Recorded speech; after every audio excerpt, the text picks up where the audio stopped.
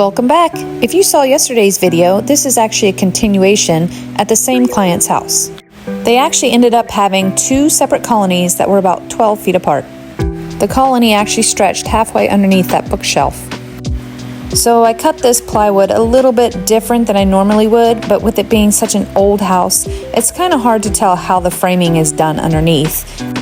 So I cut the plywood from one seam to the other just so it would be easier to hopefully replace and be able to have something substantial to nail it to. But this is the first peek at the hive.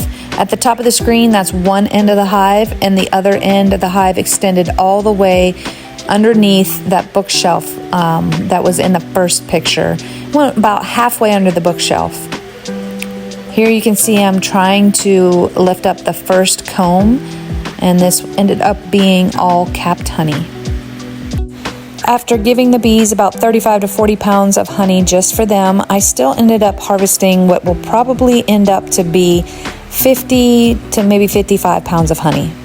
So here I'm just kind of moving the comb around and trying to figure out where it's all attached so that when I remove it, I don't just rip it all to pieces and try to keep it in one piece as much as possible. Once I get this lifted out, you'll see most of it's capped honey, and on the bottom there's some open cells that look like there's water in it. That is actually still honey, it's just not capped off. Basically what's happening is before it's capped off, honey actually has too much moisture in it. So if they leave it at that, it will mold. When they finally dehydrate it enough, they put the wax capping over it, and that's the honey that will last for thousands and thousands of years. Please forgive some of the crazy camera work you'll see here, but I wanted to get the iPhone down in this tight little corner so you could see that the comb did go several feet off to the left of this view, and it went probably about a foot back from the angle that you're seeing right here.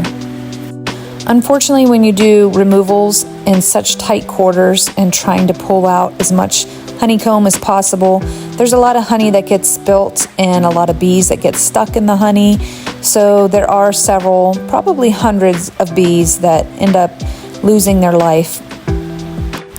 But I try and leave them there as much as possible because some of the stragglers will actually clean up the bees that are stuck in the honey.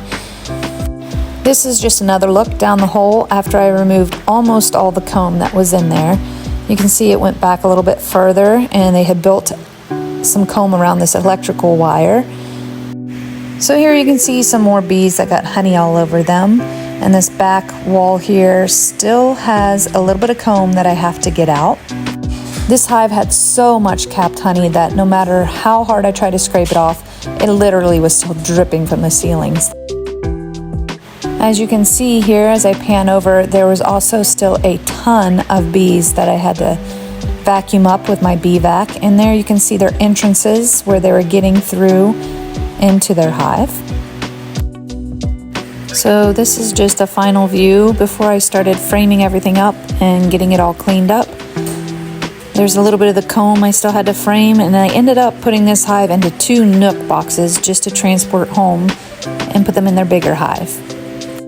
Thanks again for watching, and stay tuned for more content.